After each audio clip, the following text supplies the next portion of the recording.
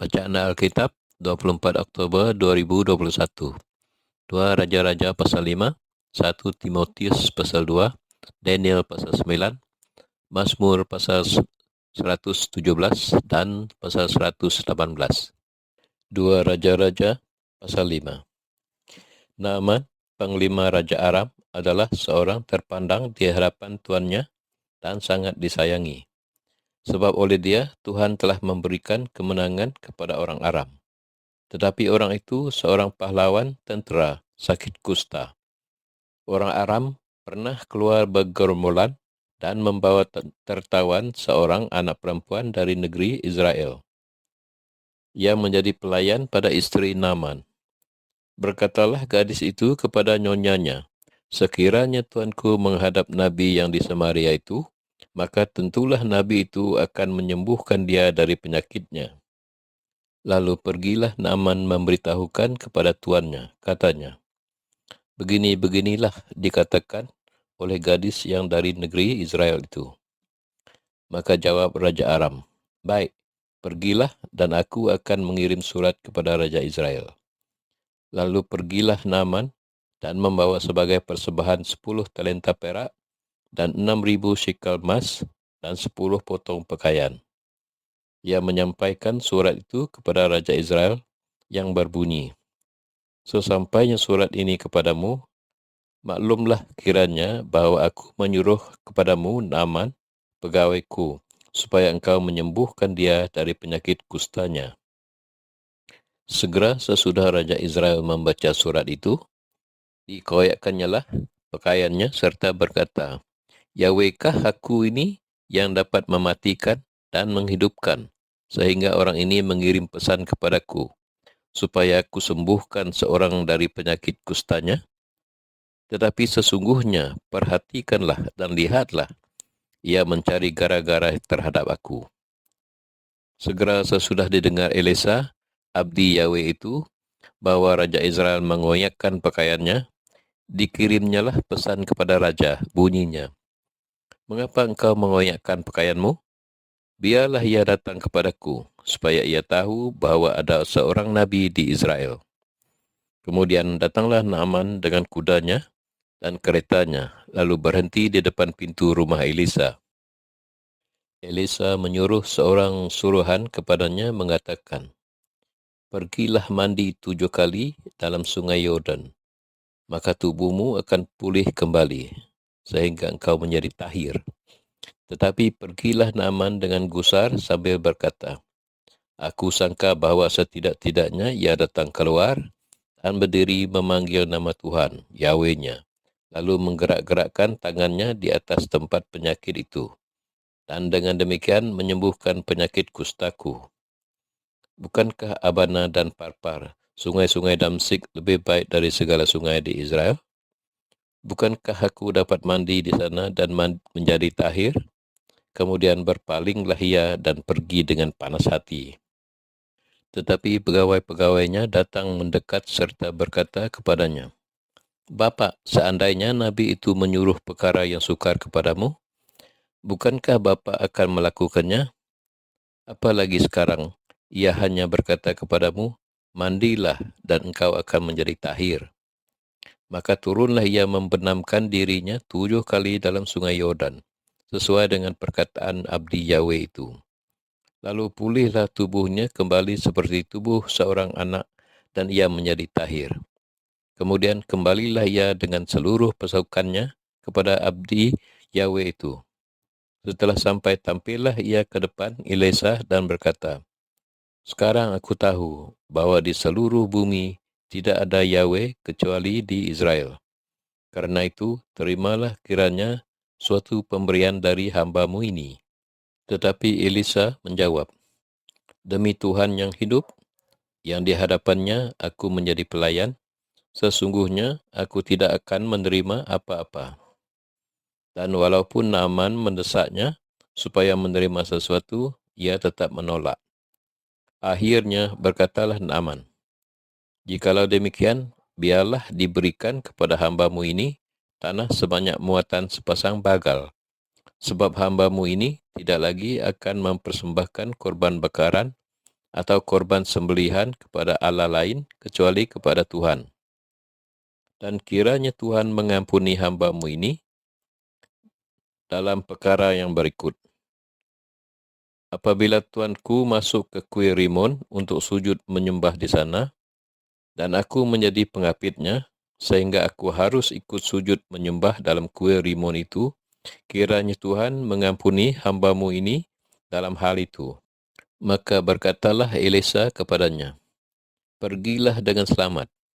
Setelah Naaman berjalan tidak berapa jauh daripadanya, berpikirlah Gehazi, bujang Elisa, abdi Yahweh, "Sesungguhnya tuanku terlalu menjegani Naaman, orang Aram ini, dengan tidak menerima persembahan yang dibawanya.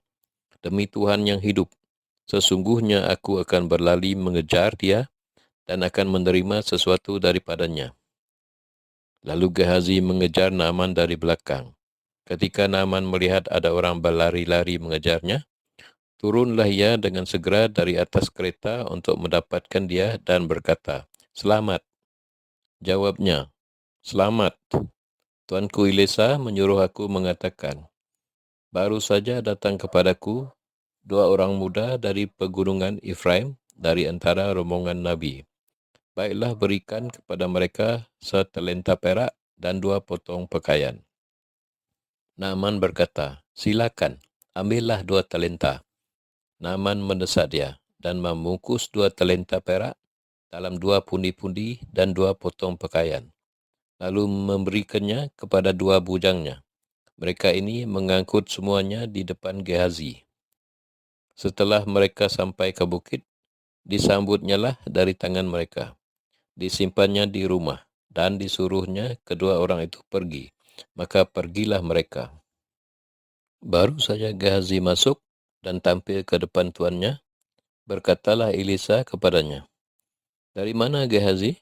Jawabnya, "Hamba-Mu ini tidak pergi ke mana-mana."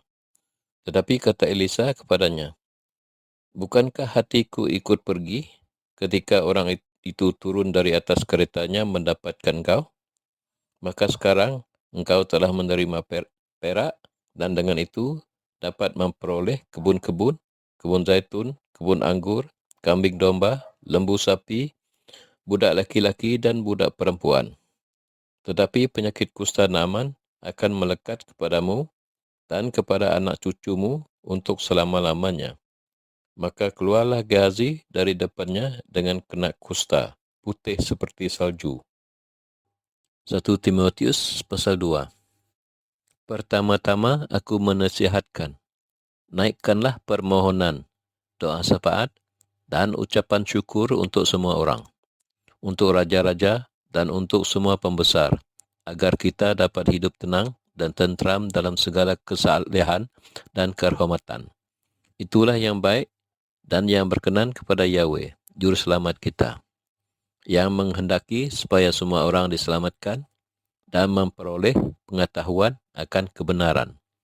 Karena Yahweh itu Esa, dan Esa pula dia yang menjadi pengantara antara Yahweh dan manusia, yaitu manusia Kristus Yesus, yang telah menyerahkan dirinya sebagai tebusan bagi semua manusia. Itu kesaksian pada waktu yang ditentukan.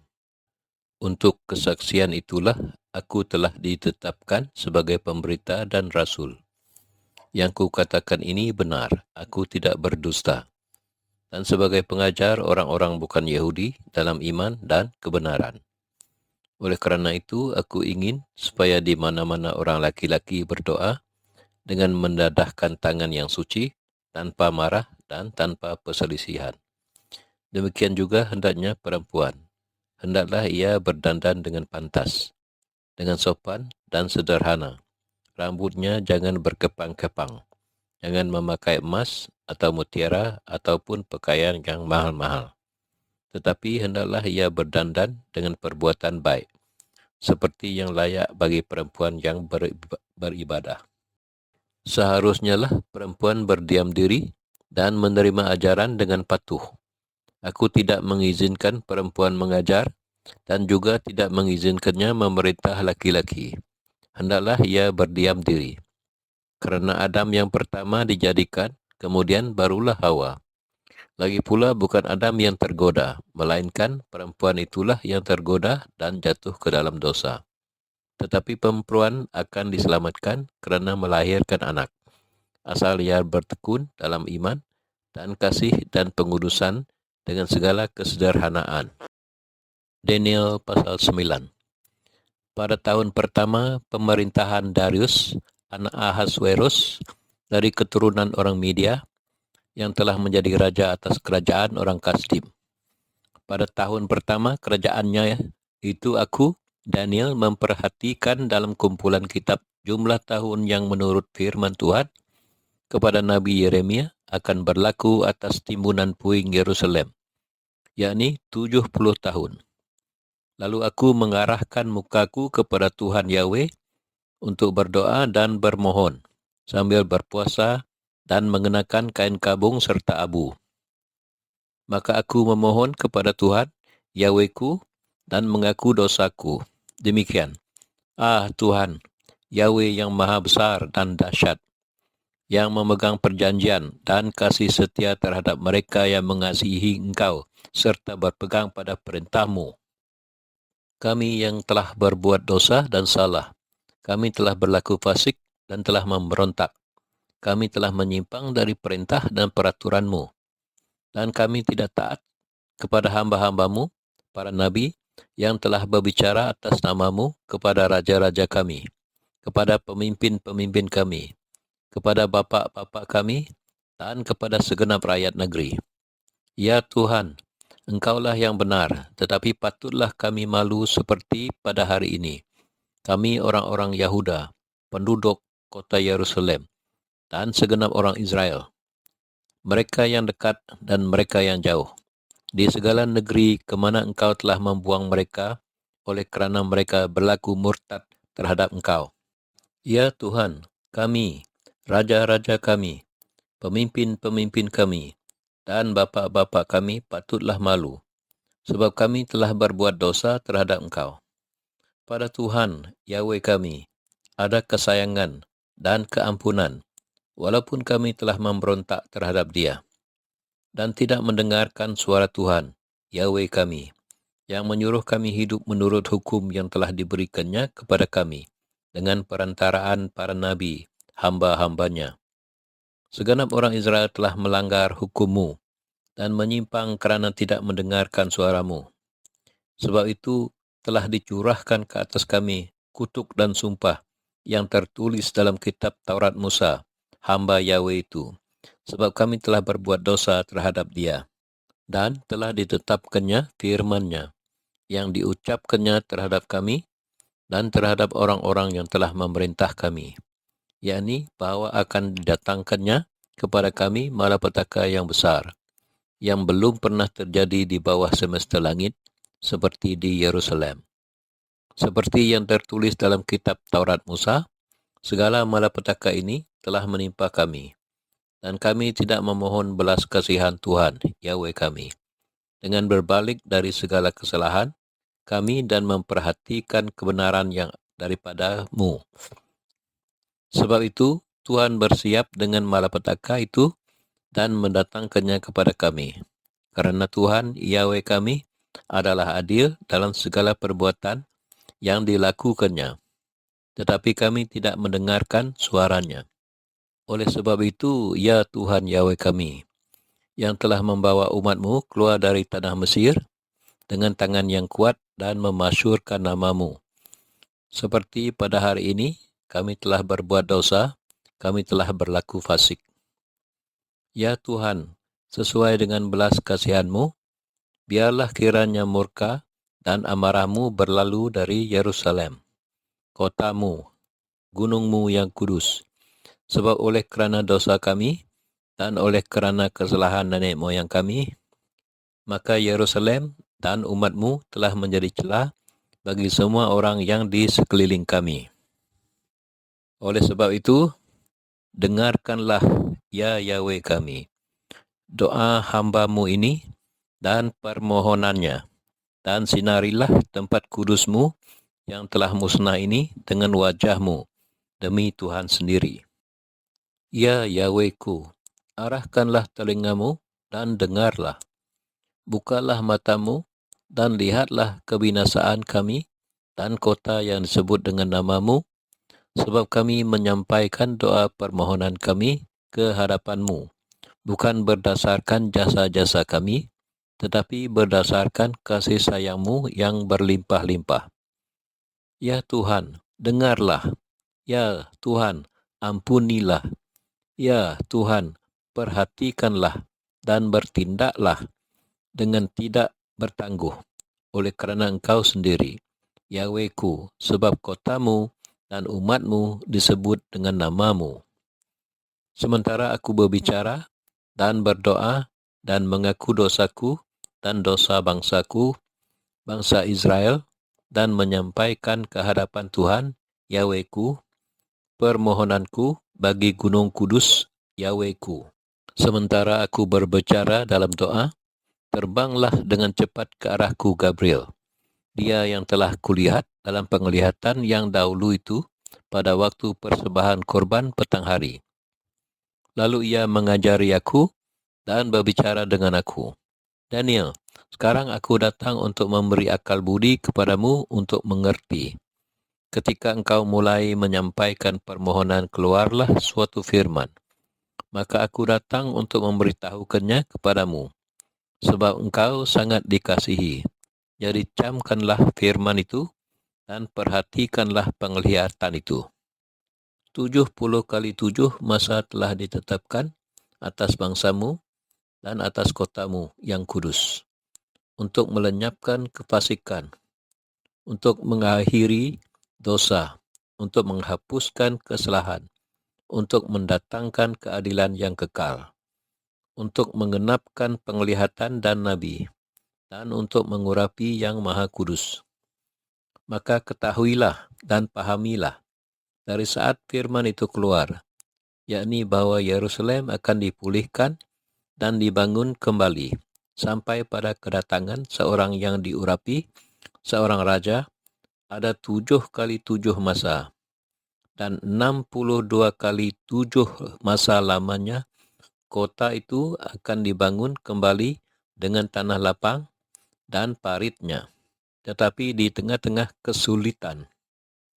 Sesudah ke-62 kali 7 masa itu akan disingkirkan seorang yang telah diurapi, padahal tidak ada salahnya apa-apa. Maka datanglah rakyat seorang raja memusnahkan kota dan tempat kudus itu. Tetapi raja itu akan menemui ajalnya dalam air bah, dan sampai pada akhir zaman akan ada peperangan dan pemusnahan, seperti yang telah ditetapkan. Raja itu akan membuat perjanjian itu menjadi berat bagi banyak orang selama 1 kali 7 masa. Pada pertengahan 7 masa itu, ia akan menghentikan korban sembelihan dan korban santapan. Dan di atas sayap kekejian akan datang yang membinasakan, sampai pemusnahan yang telah ditetapkan menimpa yang membinasakan itu. Mazmur pasal 117. Pujilah Tuhan, hai segala bangsa. Megahkanlah dia, hai segala suku bangsa. Sebab kasih-Nya hebat atas kita, dan kesetiaan Tuhan untuk selama-lamanya. Haleluya. Mazmur pasal 118. Bersyukurlah kepada Tuhan, sebab Ia baik. Bahwasanya untuk selama-lamanya kasih setianya. Biarlah Israel berkata, bahwasanya untuk selama-lamanya kasih setianya. Biarlah kaum Harun berkata, bahwasanya untuk selama-lamanya kasih setianya. Biarlah orang yang takut akan Tuhan berkata, bahwasanya untuk selama-lamanya kasih setianya. Dalam kesesakan, aku telah berseru kepada Tuhan. Tuhan telah menjawab aku dengan memberi kelegaan. Tuhan di pihakku, aku tidak akan takut. Apakah yang dapat dilakukan manusia terhadap aku? Tuhan di pihakku, menolong aku. Aku akan memandang rendah mereka yang membenci aku. Lebih baik berlindung pada Tuhan daripada percaya kepada manusia. Lebih baik berlindung pada Tuhan daripada percaya kepada para bangsawan. Segala bangsa mengelilingi aku. Demi nama Tuhan, sesungguhnya aku pukul mereka mundur. Mereka mengelilingi aku. Ya, mengelilingi aku. Demi nama Tuhan, sesungguhnya aku pukul mereka mundur. Mereka mengelilingi aku seperti lebah. Mereka menyala-nyala seperti api duri. Demi nama Tuhan, sesungguhnya aku pukul mereka mundur. Aku ditolak dengan hebat sampai jatuh, tetapi Tuhan menolong aku. Tuhan itu kekuatanku dan mazmurku. Ia telah menjadi keselamatanku. Suara sorak-sorai dan kemenangan di kemah orang-orang benar. Tangan kanan Tuhan melakukan keperkasaan. Tangan kanan Tuhan berkuasa meninggikan. Tangan kanan Tuhan melakukan keperkasaan. Aku tidak akan mati, tetapi hidup, dan aku akan menceritakan perbuatan-perbuatan Tuhan. Tuhan telah mengajar aku dengan keras, tetapi ia tidak menyerahkan aku kepada maut. Bukakanlah aku pintu gerbang kebenaran. Aku hendak masuk ke dalamnya, hendak mengucap syukur kepada Tuhan. Inilah pintu gerbang Tuhan. Orang-orang benar akan masuk ke dalamnya. Aku bersyukur kepadamu, sebab engkau telah menjawab aku dan telah menjadi keselamatanku. Batu yang dibuang oleh tukang-tukang bangunan telah menjadi batu penjuru. Hal itu terjadi dari pihak Tuhan, suatu perbuatan ajaib di mata kita. Inilah hari yang dijadikan Tuhan.